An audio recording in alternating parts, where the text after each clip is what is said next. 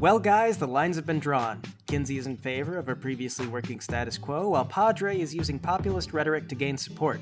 But I shouldn't have to remind you, he's also the one who killed Brock. People's hero was a complicated man, Paul. Technically, Brock wasn't a people. He was above the people, which is still a person, but harder to read because his name always appears above the rest of the text about the people, and you don't exactly know when or how to read it. I'm sure there's a metaphor in there somewhere, Elvis. He's a title.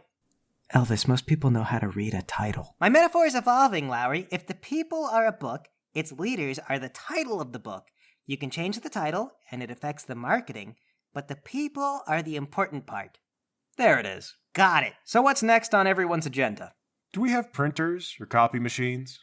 I'm gonna say yes, but also that they're expensive because printer ink is provided by the singers, and it usually gets used for official documents. I'm official, right? I'm technically part of the triumvirate that neither I nor Padre is recognizing. Well, if you go to the office where they keep the only printer, the girl in charge is like a 20-something intern, and she says, I guess that's true. Yeah, right. See? I'm about as in charge as anybody around here, until someone says otherwise. I'm one of the bosses. I want the printer. Okay. What are you gonna print? Okay, I should hire an artist for this, but I want my message out quick. I'm gonna draw a stick figure of Padre, and I'm gonna label it Padre. Then I'm gonna put a caption at the top that says, "We all know Padre talks to his hair, but which hair does he talk to?" Then at the bottom, I'm gonna write, "butt hairs." Speaks for itself. The girl leans over your shoulder. Are you gonna make copies of that? Yes, obviously. Okay. Why? What's wrong with it? It's nothing, it's fine. No. Look at this and tell me what's wrong with this. Ink is expensive. I don't think it's important. Ink is expensive. Don't make me buy all this ink if it's not a good poster. Can you imagine? It's just not how wasteful this would be? It's just not a very persuasive argument. It's not a persuasive argument.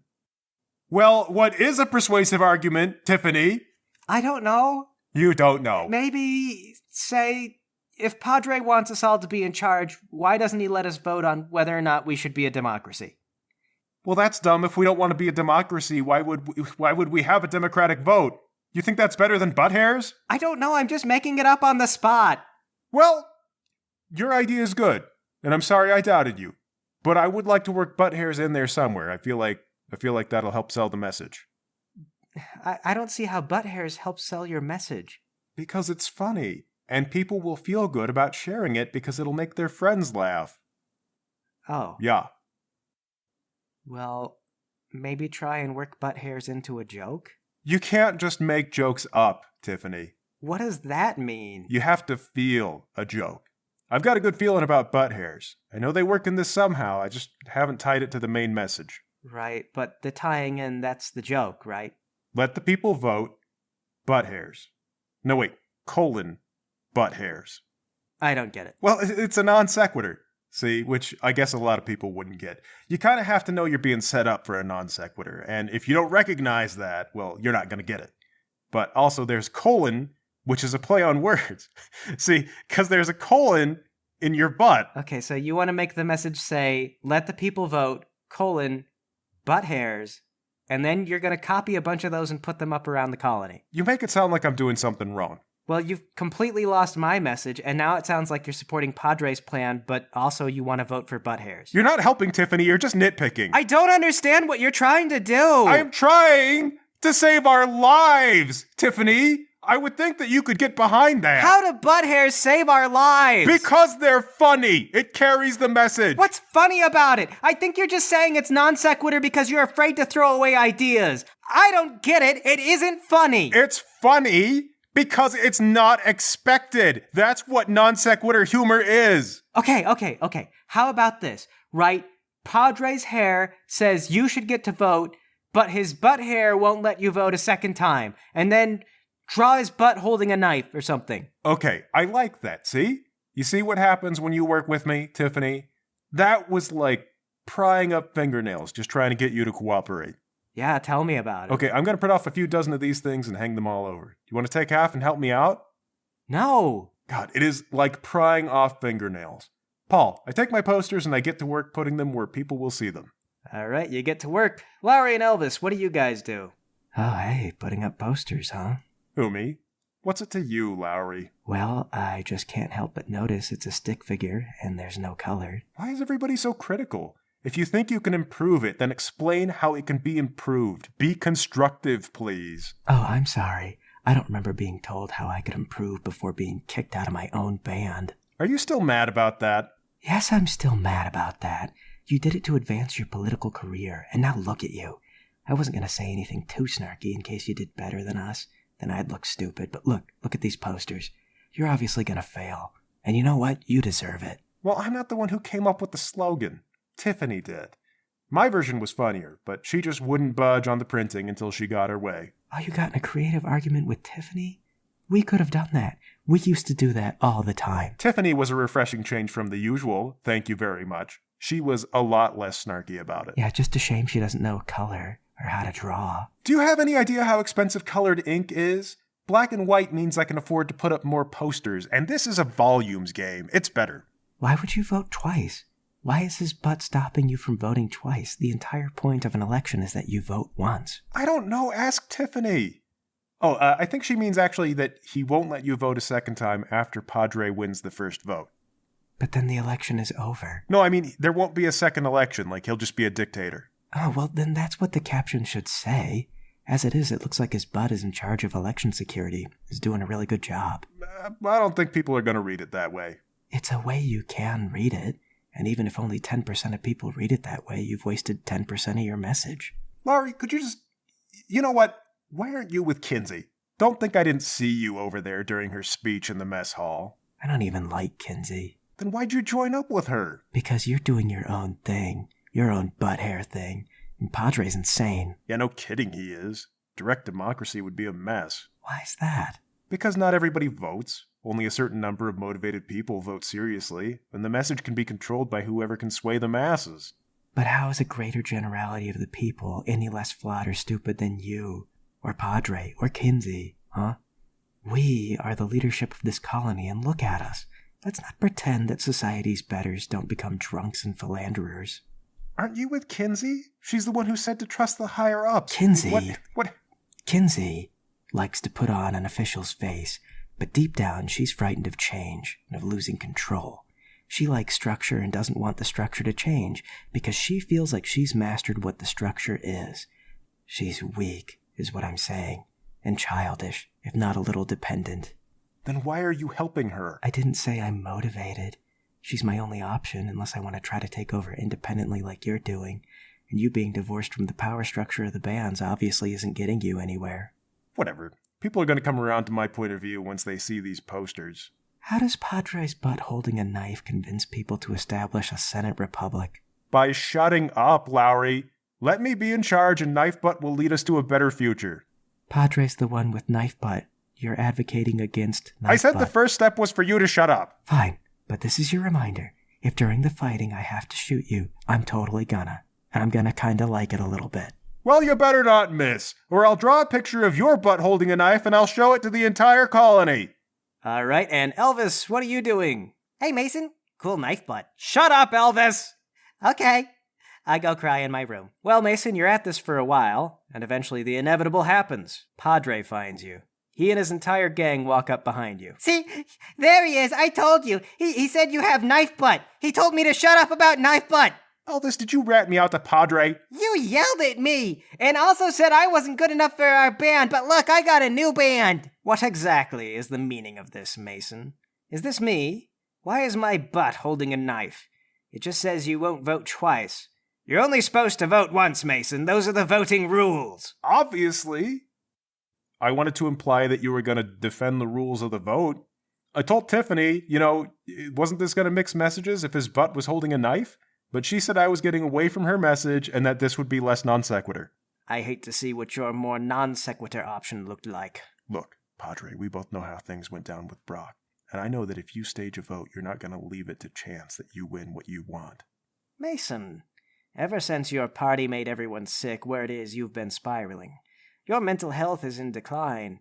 You disassembled your band and have been making a fool of yourself on the public stage.